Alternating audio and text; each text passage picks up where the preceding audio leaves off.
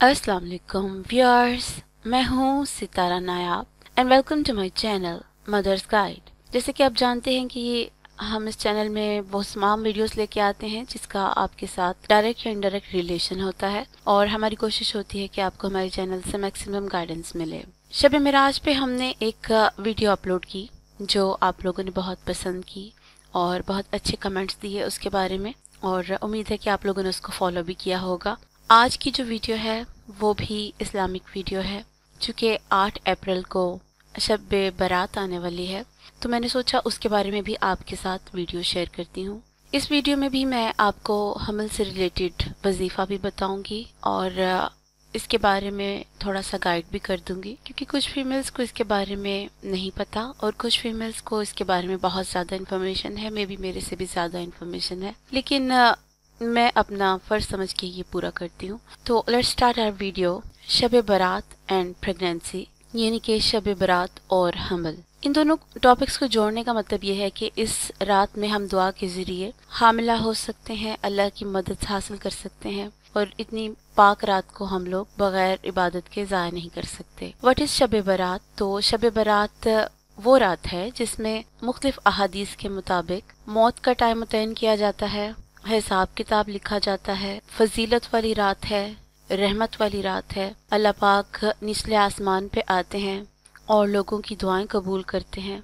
तो क्यों ना हम भी इस रात में मैक्सिमम दुआएं करें। इस रात के कुछ और नाम भी हैं, जैसे कि लैलतुल बारात, लैलतुल रहमत, लैलतुल सक और लैलतुल मुबारका। ये 4 नाम इसको मुख्तलिफ अहादीस के थ्रू दिए गए हैं। इनके आपको रेफरेंसेस भी दे देती हूँ। जितने भी रेफरेंसेस हैं वो हैं तो ज़ईफ, लेकिन चूँकि बहुत ज़्यादा रेफरेंसेस इसके बारे में मौजूद हैं तो आखिर शबान की कोई ना कोई फजीलत ज़रूर मौजूद है। रेफरेंसेस में सबसे पहले जिसका नाम आता है वो हज़रत आयशा सदीका का आता है। हदीस में आता है कि हज़रत आयशा एक रात कमरे में गईं और उन्होंने देखा कि नबी करीम वहाँ पे मौजूद नहीं थे। उन्होंने ये गुमान किया कि शायद वो किसी और उम्महातुल मोमिनीन में से किसी के पास हैं। वो देखने के लिए गईं तो वो बाहर थे और वहाँ पे नफल अदा कर रहे थे। नबी करीम सल्लम ने हज़रत आयशा से पूछा कि क्या तुम्हें ये गुमान हुआ कि मैं तुम्हारा हक किसी और को दे दूंगा? उन्होंने कहा, नहीं नबी करीम, मैं ऐसा नहीं सोच सकती, लेकिन फिर भी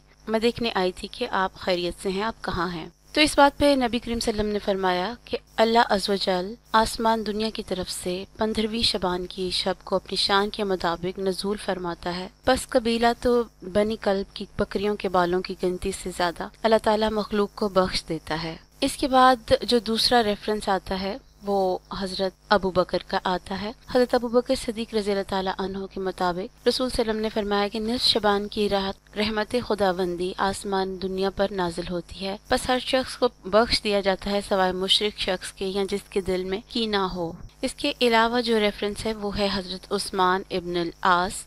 वो फरमाते हैं कि रसूल सल्लम ने अरशाद फरमाया, 15वीं शब में अल्लाह ताला की तरफ से आवाज़ लगाई जाती है कि है कोई मगफरत मांगने वाला कि मैं उसके गुनाहों को माफ़ करूं, है कोई सवाल करने वाला कि मैं अता करूं, हर सवाल करने वाले को मैं अता करता हूं सवाए मुशरिक और जना करने वाले के। तो इस तरह से मुख्तलिफ अहादीस के थ्रू हमें पता चलता है कि इस रात की फजीलत बहुत ज़्यादा है। इसलिए आज मैं आपको इस रात में एक वजीफ़ा बताऊंगी जो अगर आप फॉलो करें तो अल्लाह पाक अपनी रहमत आप पर कर देगा, और अगर आप औलाद की तालिब हैं तो अल्लाह ताला आपको औलाद दे देगा। इसमें करना यह है कि आपने ईशा के बाद जैसे आप इबादत करना चाहें करें, उसके बाद आप कुछ देर के लिए आधा घंटे के लिए चाहे आंखें बंद करके लेट जाएं, रेस्ट करें या सोने की कोशिश करें। उसके बाद आपने उठना है और तहज्जुद पढ़नी है। तहज्जुद के आप बेशक 2 नफल अदा करें चाहे 4 नफल अदा करें, ये आपके अपने ऊपर है कि आप कितने अदा करना चाहती हैं। लेकिन जब आपने तहज्जुद के नफल पढ़ लेने हैं तो उसके बाद आपने ये करना है कि 11 दफ़ा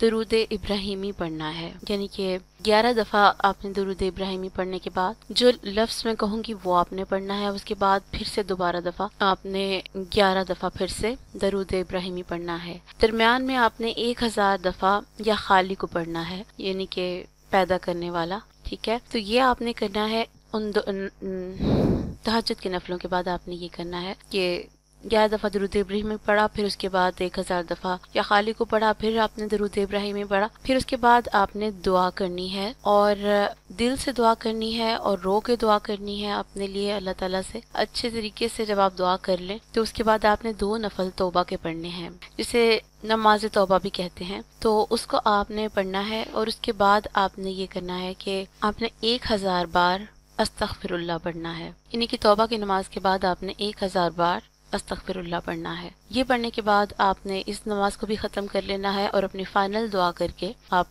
उसके बाद आपका वजीफा ख़त्म हो जाएगा। तो इस तरीके से आपने दुआ करनी है। और अगर आपसे हो सके तो इस रात अपनी दुआओं में आपने मुझे भी याद रखना है, अपने रिश्तेदारों को याद रखना है, अपने माँ बाप को याद रखना है, अपने बहन भाइयों को याद रखना है, और जो लोग इस दुनिया से जा चुके हैं और आपके अपने थे आपने उनके लिए भी दुआएं मग़फ़िरत करनी है।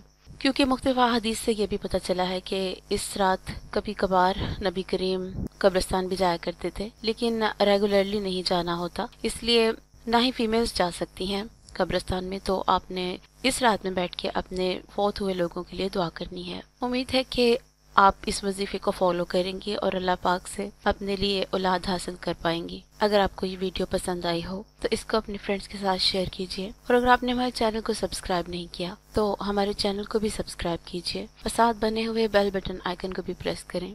नेक्स्ट आने वाली वीडियो तक अपना बहुत सा ख्याल रखिए। अल्लाह हाफिज।